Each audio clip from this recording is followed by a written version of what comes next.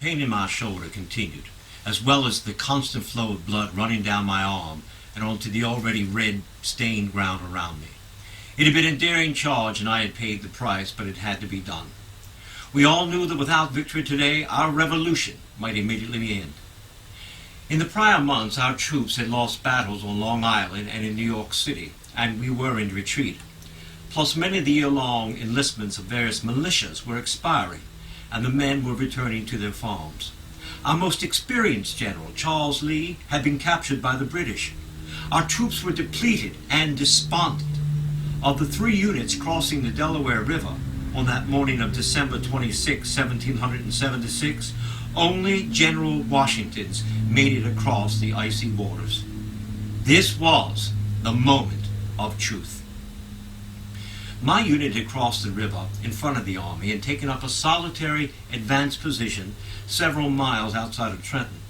It was there that Dr. Rocca joined our troops. By now, a snowstorm was raging. As soon as we heard firing, we advanced into Trenton and were one of the first units to enter. And that is when we saw that the Hessians were about to turn 2 3-pound cannons on General Washington's troops and realized that they must be stopped at all costs. We charged and captured the defenders in the cannon. Then we pressed into battle. My commanding officer was hit twice. I took his place at the head of the troops, and I received a musket ball through my chest and shoulder. Fortunately for me, Dr. Rocca was nearby, and he tended to my wounds. Without his expertise, I probably would have bled to death as an artery had been cut. As it was, I carried that musket ball in my body for life.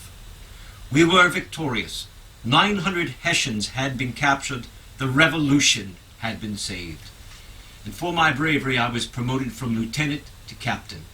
I was 18 years old. Then came the battles of Brandywine and Germantown and that horrible winter at Valley Forge. I was now a major. When I left the College of William and Mary earlier in 1776, I never expected that service to my country would involve such hardships. I was born in Westmoreland County, Virginia, in 1758. My father had been a successful planter and a respected citizen, but both he and my mother died before I was 16. My mother's brother, Uncle Joseph Jones, became my mentor and the executor of my father's estate. Uncle Joseph was a member of the Continental Congress. Our family believed in the Revolution. The Revolution almost destroyed my family. My father, Lawrence Cartwright, had earlier been a captain in the British colonial army and had become a very successful New York merchant. But the Revolution almost bankrupted him. There was a Cartwright listed on the roster of English officers serving in New York during the Revolution. My 3 sisters all married well, 2 marrying into the famous Knox and Gouverneur families, and 1 becoming the wife of a man who was the chamberlain to the King of Denmark. So many were surprised that when I was 17, I wed below myself to a revolutionary, James Monroe. But I was attracted to his wavy black hair and good strong looks. One young lady had written a description of James explaining why he was so eligible.